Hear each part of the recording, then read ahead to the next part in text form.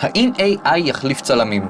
ג'ורדי פותר את האינטרנט. התשובה היא לא. ה-AI ישדרג צלמים, הוא יוסיף, אבל הוא לא ייקח לנו את העבודה. AI זה כלי. אם אתה מפחד מ-AI שיקח לך את העבודה, זה כמו שנגר יפחד מפטיש. זה כמו שאינסטלטור מפחד מצינור שיקח לו את העבודה. האם אנחנו עושים שימוש לרעה בכלים האלה?